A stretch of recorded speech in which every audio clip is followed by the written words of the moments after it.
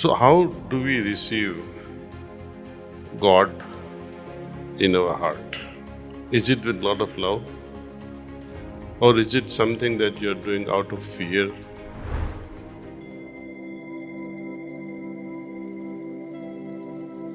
Often, religion and spirituality are understood as synonymous, but they are not. They are quite different from each other. Though the roots of spirituality are very much in religion, you have to understand one thing fundamentally. You look at the world today, all religious people, so called, would you call them religious? How many wars have been fought over religions? I had to propagate my leaders' words, be it prophet or be it Christ or be it Moses or be it Krishna. Everyone either propagate these words either through aggression or through subtle means. But however subtle, aggression is always there, direct or indirect. Religions are all about dogmas and belief systems. But all the pioneers of every religion, they were not what they have become today. Let me explain to you this. Was Jesus Christ a Christian? What became after his death is Christianity, but he himself was not a Christian. What was about the Prophet? Was he a Muslim? What became after him is Islam. Was Buddha a Buddhist? He was not. He was Hindu. What became known after his death is Buddhism. Same thing with all religions. And this only proves that you don't have to become that you don't have to adopt any identity in order to become qualitatively like the pioneer of each religion. This is the problem, and this is why we keep on fighting, because we begin to identify ourselves in a very hypocritical way with the pioneers of the system. And moment we identify, we become too arrogant about our identification. And any insult in direct or indirect way of any of my pioneers, you take up arms, forgetting the whole thing that they were all love, they were all compassion manifestations, they were all personalities of such a high caliber that they must be crying together that what has become of our people? Is this why we taught them all these things? They'll cry their hearts out.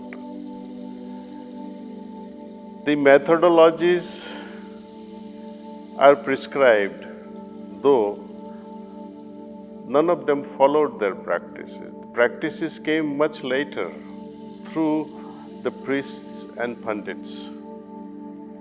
It became the avenue for fulfillment of the materialistic desires. And religion uses only two instruments to keep their folks in their group. One is temptation, greed, and second is fear. That if you do this, you'll go to heaven. If you don't do this, you'll go to hell. So they must, every religion without an exception they use these two powerful instruments. Okay. All religions are theoretical. There will be slokas, there will be so much of verses in the books which you have to study. That is religious aspect. Spirituality though you may believe in something, you cannot be happy with just a belief or dogma. You have to experience your belief.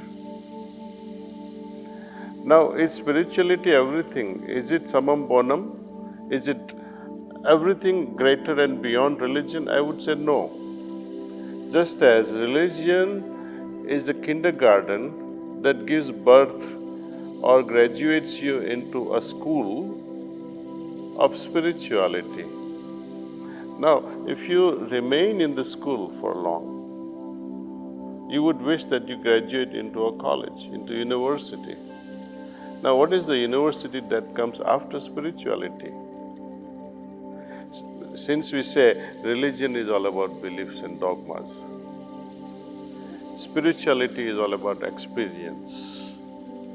What is beyond experience? That question always used to baffle me, but I have a good answer now.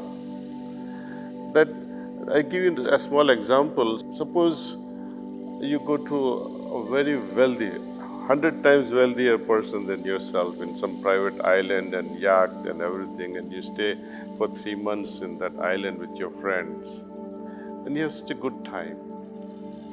After 3 months, you come back to where you are now, and you keep wondering, I had a good time there.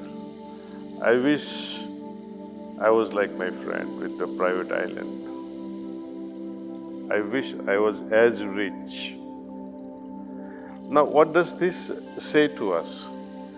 It only says that experiencing richness is one thing. Experiencing wealth is one thing. But to become wealthy, to become as rich is another thing. To experience divinity is spirituality.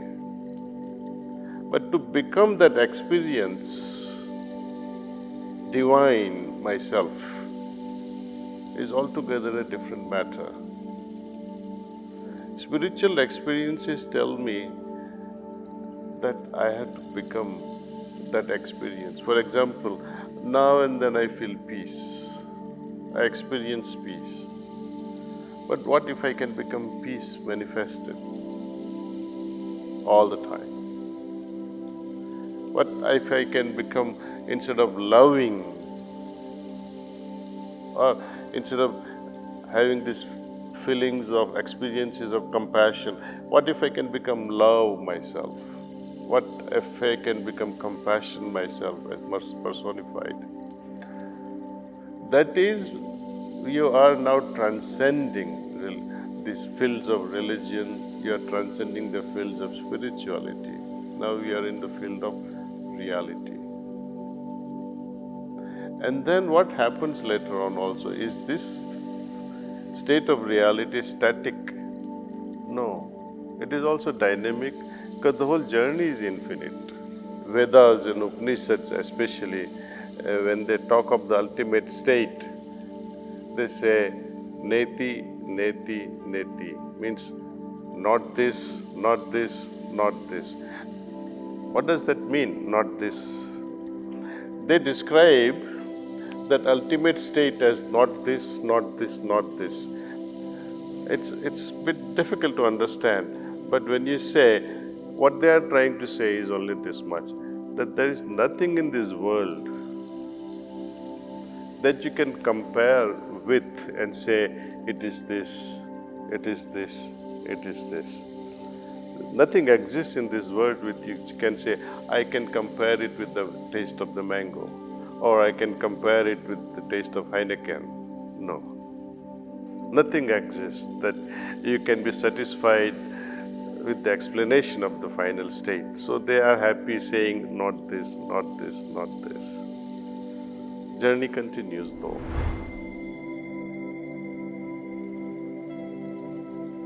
Whenever I used to practice meditation in my early days as a student in third year of pharmacy college, first thing most of our friends used to do was come together in one room, make tea, and then sit together and meditate. After we finished our meditation, then we would take bath. Because of the inconvenience in hostel life, water. But if you have the opportunity of taking bath earlier, it's better to keep a physical body clean and neat.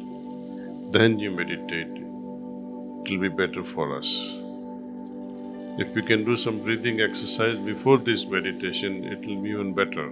According to my Guruji, practice contributes only 5% or even less towards our spiritual progress. More than 90%, 95% of our spiritual growth depends on our attitude towards the practice. So there is a practice element and there is attitude element associated with our practice. What do we understand by attitude, or simply put in Hindi, bhava? Let us see, I give you one small example. If you are told 1 month ahead of time that PM Shri Modi ji is coming to your home, what would you do? Or the principal of your college is visiting your home with a lot of joy for you stood first in the university.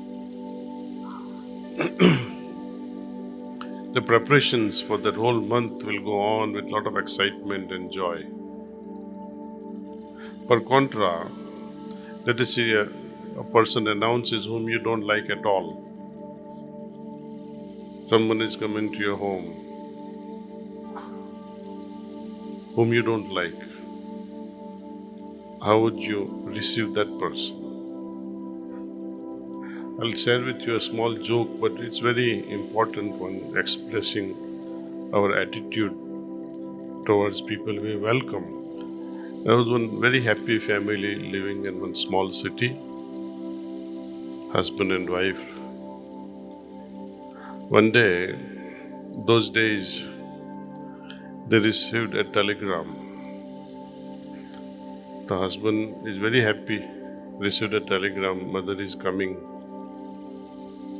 And with such a joy, he goes to his wife and says, Mommy is coming home. He's so happy. But then his wife is very disturbed. He goes to railway station,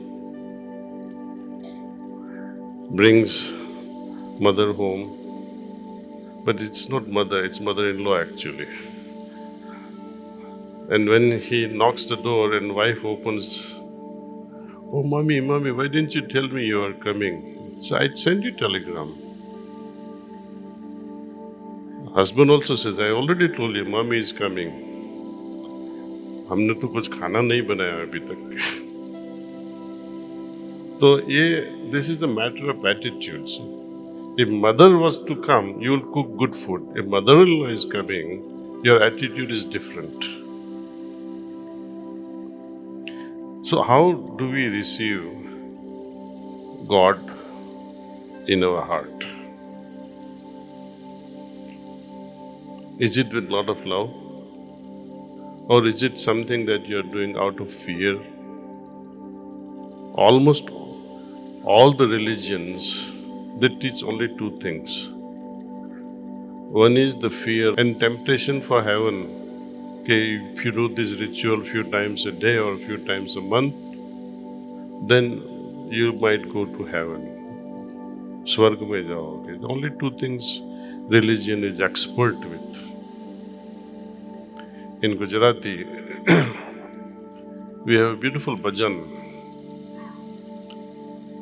And it invokes the presence of Lord Krishna. It's inviting Lord Krishna in such a way that, my Lord, please come to my home just once. I'll make you forget your Vaikunt. With such attitude, when we practice, the conditions that we get through meditations, it's like a new birth. It can become a new birth each time we meditate. We can become a newer person each time we meditate, because there's a new condition being born again and again, again and again. That is continuous transformation. If I'm going to remain the same person all the time, then I remain stuck. I'm not evolving. For a greater evolution, there has to be continuous change in my consciousness, with my chetana, with my chit. And new conditions cannot born unless and until we become so receptive with rightful attitude. Want to understand how spiritual growth influences real success? Click on the video to learn more.